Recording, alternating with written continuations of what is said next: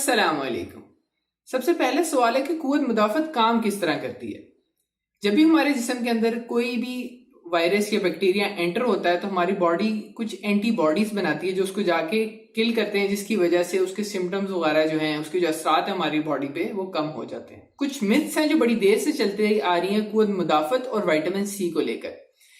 Corona virus के दौर में इस पे ज्यादा रिसर्च की गई और उससे पता लगा कि सिर्फ विटामिन सी नहीं है जो आपकी इम्यूनिटी को बूस्ट करता है।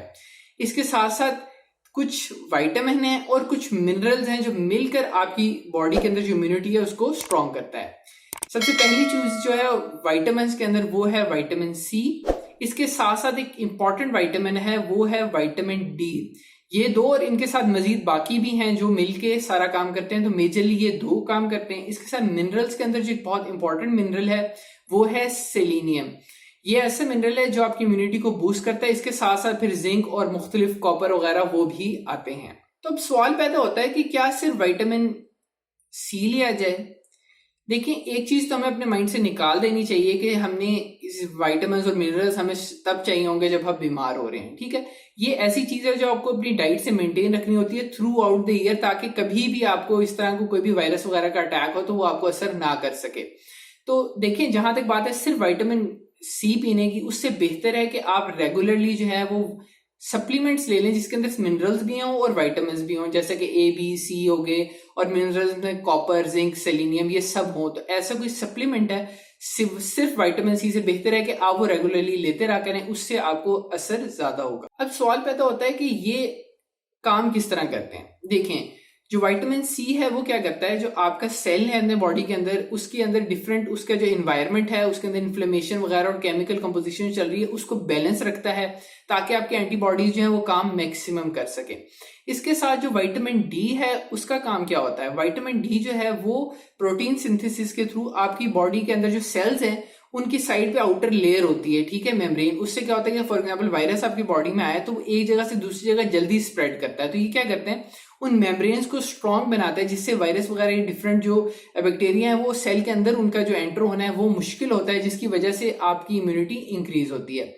इसके साथ जो सेलेनियम है उसका क्या रोल है। सेलेनियम जो है वो आपकी बॉडी के अंदर एंटीबॉडीज जो है जो वायरस या बैक्टीरिया को किल कर रही होती हैं आपकी बॉडी में, उन एंटीबॉडीज को बनाने में ज्यादा काम देता है। तो सेलेनियम का वहां पे रोल प्ले होता है। तो इसी तरह ये तीनों मिलके जो है आपकी इम्यूनिटी जो है उसको बूस्ट करते हैं।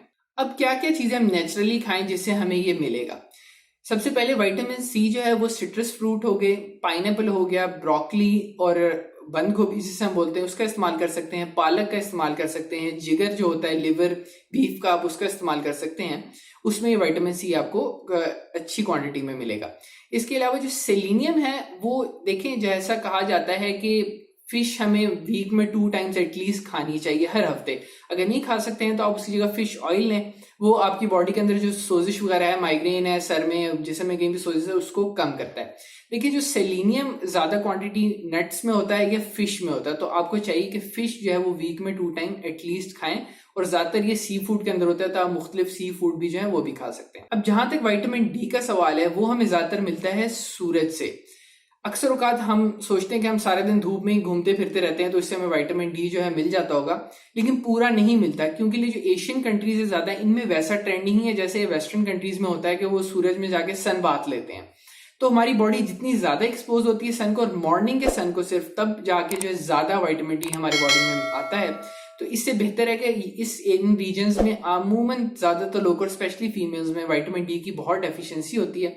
तो इससे आपकी जो जब भी कोई इफेक्ट करता है आप पे वायरस वगैरह तो वो स्प्रेड जल्दी कर जाता है आपकी बॉडी में। तो आपको चाहिए कि आप जो है विटामिन डी के आप सप्लीमेंट इस्तेमाल कर लें अगर आप प्रॉपर सन नहीं ले पा रहे। इसके अलावा ये एग्स के अंदर भी पाया जाता है, मिल्क में भी होता है और कुछ खाने की चीजों में है, लेकिन ज्यादातर हमें ये सन से मिलता है। इस सब के साथ हम नेचुरली गार्लिक का इस्तेमाल कर सकते हैं, लहसुन, इसके अंदर विटामिन सी और जिंक की क्वांटिटी मौजूद होती है जिससे आपकी बॉडी में इम्यूनिटी बूस्ट होती है। इसके साथ ही जिंजर एक बड़ी हेल्दी रूट है जो आपके स्टमक वगैरह को, मैदे को, हाजमे को ठीक रखती है, और उसके अंदर भी इसी तरह ही आयरन और जिंक की क्वांटिटी होती है। इसके साथ जो है हम इस्तेमाल कर सकते हैं बैसिल लीफ, तुख मलंगा के जो पत्ते हैं उनके अंदर भी डिफरेंट कंपोजिशन होती है, विटामिन ए है, विटामिन के है, इसके साथ मुख्तलिफ उसके अंदर एलिमेंट्स हैं जो आपकी बॉडी के अंदर इम्यूनिटी को बूस्ट करते हैं।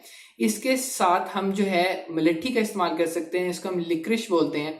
इसके कहवे से भी आपकी बॉडी के अंदर सोजिश हो, मैदे में मसाइल हो, उसमें ये इस्तेमाल होते हैं। ये पुराने ज़माने में यूनानी जो इलाज है उसके अंदर बहुत ज़्यादा इस्तेमाल किया जाता था। मैदे की सोजिश है, आपको जलन की शिकायत है, उस सब में जो है ये मलेट्ठी का इस्तेमाल किया जाता था। आखिर में अगर आपके माइंड में कोई भी सवाल हो या आप इन सब के बारे में कोई रिसर्च आर्टिकल के बारे में पता लगाना चाहते हैं या और इन्फॉर्मेशन लेना चाहते हैं तो आप कमेंट सेक्शन में पूछ सकते हैं। फी अमान अल्लाह।